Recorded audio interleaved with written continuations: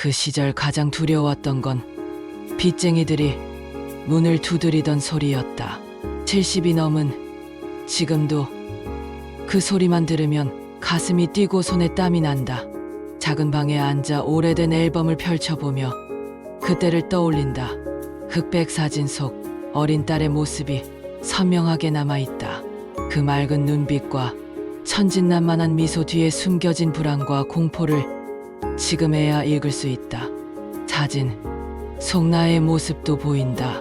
젊었지만 이미 깊은 주름이 새겨진 얼굴, 억지로 지은 미소 속에 감춰진 절망감. 남편이 해외로 떠나면서 우리에게 남긴 빚덩이. 제대로 정착 못하여 일을 제대로 못하기에 돈을 제때에 보내지 못하고 있었다. 이자가 이자를 낳고 원금은 줄어들지 않고 오히려 더 커져갔다. 처음에는 곧 갚을 수 있을 거라고 생각했다. 남편이 돈을 보내면 내가 일해서 벌면 언젠가는 해결될 거라고. 하지만 현실은 그렇게 호락호락하지 않았다. 1970년대 시골집 대문 앞에서 빚쟁이들이 험악한 얼굴로 문을 두드리며 소리 지르던 모습이 아직도 생생하다. 돈을 안 갚을 거냐며 문을 열라고 고함치는 목소리가 온 동네에 울려 퍼졌다. 그들의 얼굴에는 인정사정이 없었다. 우리가 얼마나 어려운 처지인지 어린아이가 있는지는 상관없었다. 오직 돈을 받아내는 것만이 그들의 목적이었다. 문을 두드리는 소리가 점점 더 격렬해졌다. 처음에는 정중하게 노크하던 것이 시간이 갈수록 주먹으로 치고 발로 차는 소리로 바뀌었다. 그 소리를 들을 때마다 온몸이 얼어붙는 것 같았다. 마치 죽음의 사자가 문을 두드리는 것 같은 공포감이 들었다. 집 안에서 숨을 죽이고 있으면 그들은 더욱 큰 소리로 위협했다. 숨어 있어도 소용없다고, 어디든 찾아낼 거라고. 그런 말들이 귓가에 맴돌며 나를 괴롭혔다. 동네 사람들의 시선도 부담스러웠다. 창문 너머로 호기심 어린 눈빛들이 우리 집을 바라보고 있었다. 부끄러움과 두려움이 동시에 밀려왔다. 집 안에서 나는 떨리는 손으로 딸을 품에 안고 있었다.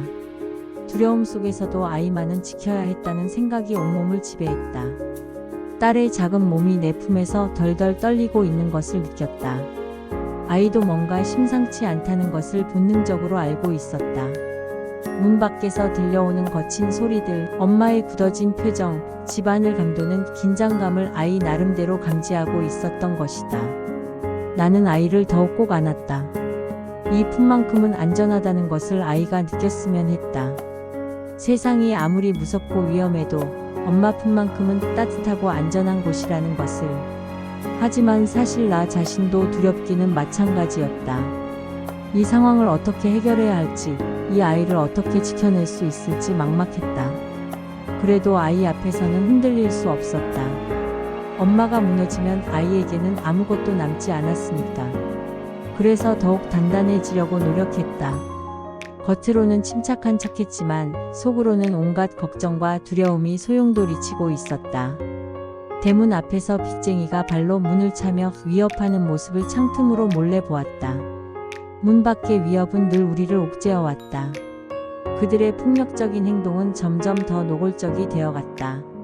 문을 발로 차는 소리가 온 집안을 울렸다. 낡은 문이 그 충격을 견뎌낼 수 있을지 걱정됐다. 만약 문이 부서진다면 어떻게 해야 할까? 그들이 집 안으로 들어온다면 아이를 어떻게 보호해야 할까? 그런 생각들이 머릿속을 어지럽게 만들었다. 빚쟁이의 얼굴에는 잔인함이 서려 있었다. 마치 사냥감을 노리는 맹수 같은 눈빛이었다. 그들에게 우리는 그저 돈을 받아낼 대상일 뿐이었다. 인간적인 동정심이나 연민 따위는 찾아볼 수 없었다. 어린아이가 있다는 사실도, 여자 혼자 살고 있다는 상황도 그들에게는 중요하지 않았다. 오히려 그런 약점들을 이용해서 더욱 거세게 압박해왔다. 문을 차는 소리가 멈춘 후에도 한동안 귀에서 그 소리가 맴돌았다. 트라우마처럼 새겨진 그 소리는 오랫동안 나를 괴롭혔다. 집안 작은 방에서 딸이 울먹이며 내 옷자락을 붙잡고 무서워한다고 말했다. 어린 이 마음에 이런 공포를 심어주고 싶지 않았는데 어쩔 수 없는 현실이었다. 아이의 떨리는 목소리가 내 가슴을 찢어놓는 것 같았다. 8살 아이가 이런 두려움을 느껴야 한다는 것이 얼마나 잔인한 일인가. 아이는 정확히 무슨 일이 일어나고 있는지는 몰랐지만 뭔가 나쁜 일이 벌어지고 있다는 것은 알고 있었다. 엄마의 불안한 표정, 문 밖에서 들려오는 무서운 소리들, 집안을 감도는 긴장감을 통해 위험을 감지하고 있었던 것이다. 나는 아이를 진정시키려고 했지만 내 자신도 진정되지 않는 상황이라 쉽지 않았다. 아이에게 괜찮다고 말해주면서도 정말로 괜찮을지 확신할 수 없었다. 이런 상황이 언제까지 계속될지, 우리가 과연 이 위기를 넘길 수 있을지 알 수 없었다. 아이의 순수한 눈빛을 보며 더욱 죄스러운 마음이 들었다. 이 아이는 아무 잘못이 없는데 어른들의 잘못으로 인해 이런 고통을 받고 있다는 사실이 견디기 힘들었다.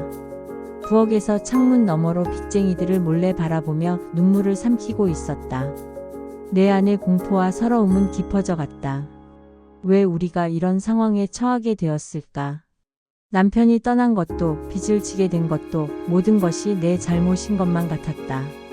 창문 너머로 보이는 빚쟁이들의 모습이 악몽 같았다. 그들이 언제 다시 올지, 다음에는 더 심한 위협을 가할지 두려웠다. 눈물이 계속 흘러내렸지만 아이 앞에서는 울 수 없었다. 아이가 보면 더욱 불안해할 테니까. 그래서 부엌 구석에 숨어서 조용히 울었다. 가슴 속에 쌓인 모든 감정들이 눈물로 흘러나왔다. 분노, 절망, 두려움, 자책감까지. 하지만 울고 나서도 상황은 바뀌지 않았다.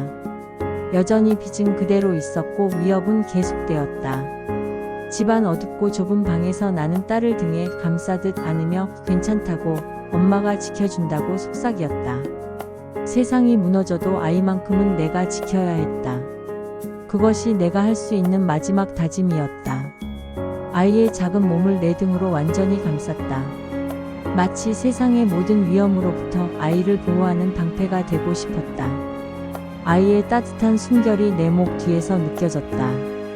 그 숨결 하나하나가 나에게는 살아야 할 이유였다. 설사 내가 어떤 위험에 처하더라도 이 아이만큼은 안전해야 했다. 그것이 엄마로서의 마지막 의무였다.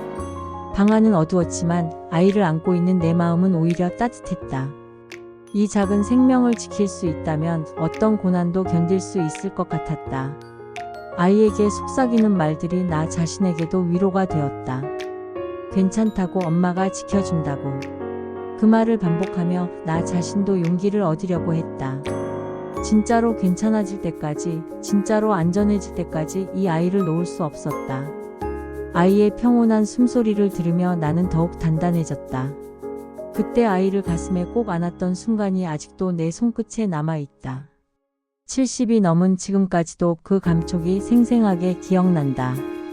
앨범을 덮으며 나는 깊은 한숨을 쉰다. 그 힘겨웠던 시절을 어떻게 견뎌냈을까? 지금 생각해보면 기적 같은 일이다. 그 작은 몸으로, 그 어린 나이로 엄마와 함께 그 모든 시련을 버텨냈던 내 딸이 대견하다. 지금은 중년이 된 딸이지만 내 눈에는 여전히 그때 그 작은 아이로 보인다. 내 품에서 떨며 무서워하던, 그러면서도 엄마를 믿고 따라왔던 그 아이. 빚쟁이들의 위협 속에서도 우리는 살아남았다. 어떻게든 빚을 갚았고 딸을 무사히 키워냈다. 그 과정이 쉽지는 않았지만 포기하지 않았기에 가능했던 일이다. 아이를 지키겠다는 한 마음으로 버텨낸 그 시절이 이제는 소중한 추억이 되었다. 힘들었지만 그 힘든 속에서 진짜 사랑이 무엇인지 배웠다. 진짜 용기가 무엇인지도. 그때의 경험이 나를 더 강하게 만들어 주었고 인생의 진정한 가치를 깨닫게 해주었다. 아직도 손끝에 남아있는 그 따뜻한 기억을 품고 나는 오늘도 살아간다.